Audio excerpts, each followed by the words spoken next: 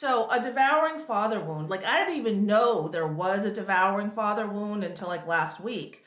Because I've heard devouring mother wound. And then I thought about the protesters. I'm like, well, is there a devouring father wound? And sure as heck there is. And this will really explain why women specifically believe that it's a good idea to use their bodies to confront their bodies with criminal intent to confront federal law enforcement. They don't respect authority. Why don't they respect authority? Maybe they have a devouring father wound, right? Like a devouring father might rule through fear, intimidation, and unpredictability. Like I got in an argument with my father 1 week before I was planned to study abroad in China in college. And he threatened to not pay because we got in an argument. That's the unpredictability I'm talking about. And I ended up paying, it was okay.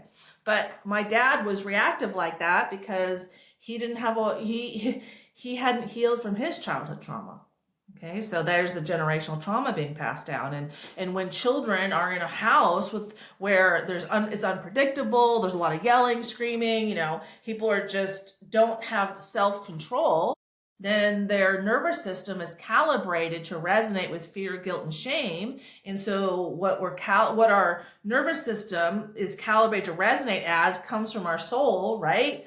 The field is a soul governing agency of the particle. So when the field has a lot of stress and anxiety and fear, the nervous system physiologically has that too. And that's what we project going out of our hearts. And that's what we perceive. And that's how we all create our own reality. And so when people don't process their fears, don't turn their wounds into wisdom, don't heal from their trauma, they perceive trauma everywhere because trauma is in their field. And then we have so many people with trauma in their field. That's why I have so many people who perceive trauma to be everywhere, especially white women. It comes from the patriarchy. I got other, things on that. But, as the reincarnation of Mary Magdalene, I am here to restore divine feminine as equal to divine masculine, and I go first. The woman drops the handkerchief, the man decides what to do. Okay? So I create and JC orchestrates. He's currently the head of global security at GoDaddy. I don't speak for him, I speak for himself, but I know him from my childhood. His initials are JC, and so I'm going with it. Former FBI, okay? But wisdom is feminine. Knowledge is masculine. That's why women can speak now. We have the internet now. I can come out now. 2,000 years ago, he was my voice in a lot of ways because I couldn't go out and share. I was called a prostitute 600 years later, right? So anyway, back to the devouring father wound. Require complete conformance to his values, beliefs, and ambitions. It's like he can't handle anything deviating because he doesn't have self-control, because his nervous system, he doesn't have control over his body, his nervous system. When we heal, we recalibrate the nervous system to resonate with love, compassion, and enlightenment.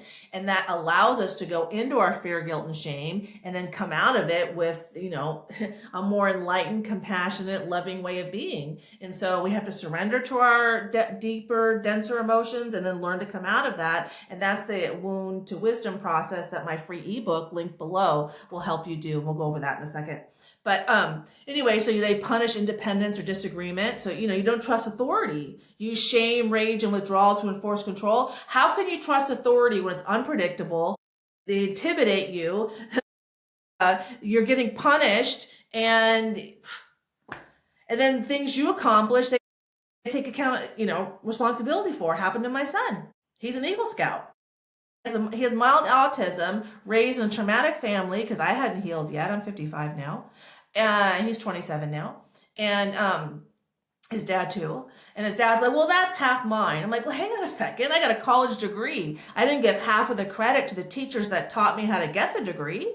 I got the degree. But then his dad has unhealed trauma. Okay, so children raised under this dynamic often struggle with chronic fear, hypervigilance. That's following around ICE officers. I'm going to record you. I'm going to record you. Hypervigilance. Difficulty trusting authority, rebellion followed by guilt.